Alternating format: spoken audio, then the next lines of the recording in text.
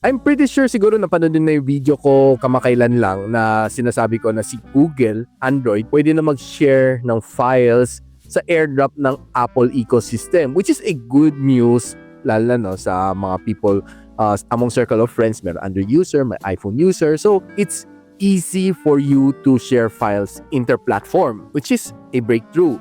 But of course, with a good news, suddenly nagkaroon ng bad news, which pag-uusapan natin right now after this quick intro.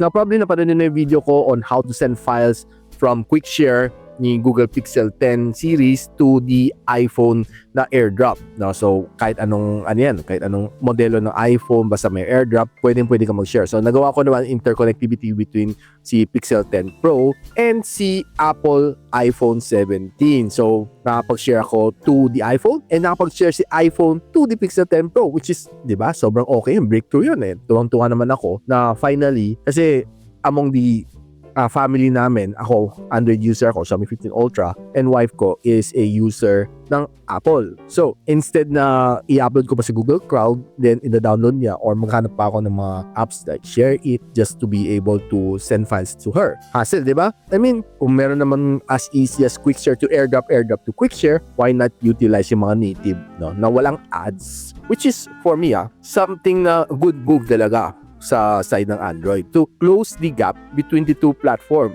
But recently, of course, with a good news, there's always a bad news. Ito, nabasa lang natin to from UC Repairs. Sinasabi niya na according kay Mark Gurman, he points out that si Apple is already looking to block the incredible feature announced yesterday by Google that is intercompatibility with AirDrop. I think this is a rumor, pero hopefully rumor lang talaga siya, hindi totoo. Pero if totoo nga man ito, what's going to happen?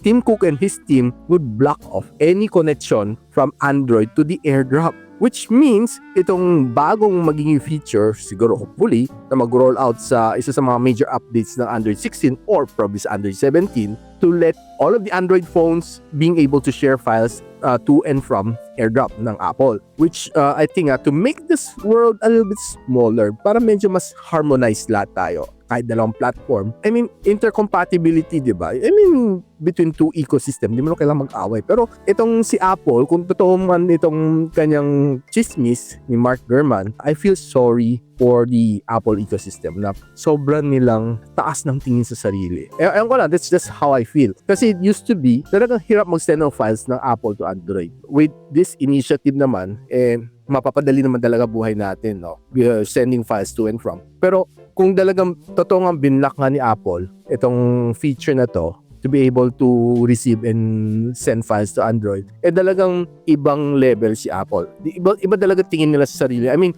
this is our ecosystem. Outsiders are not allowed dito sa ecosystem namin, which I think sobrang naman nilang sakim. What do you think, guys, no? Kayo, anong take nyo dito sa issue na to?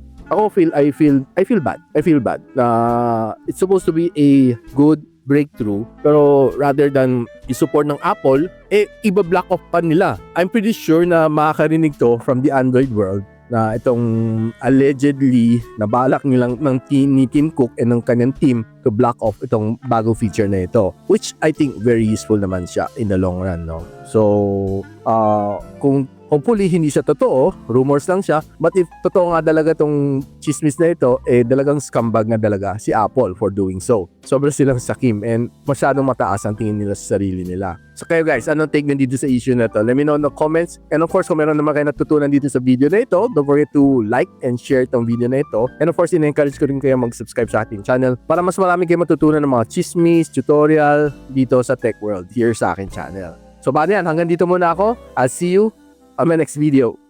Peace out. And so, ako pala si Richmond and you're watching Gadget Sidekick. Like and subscribe to my channel. Don't forget to hit that notification bell. For one of my latest uploads, click the dito. And for one of my popular uploads, click here.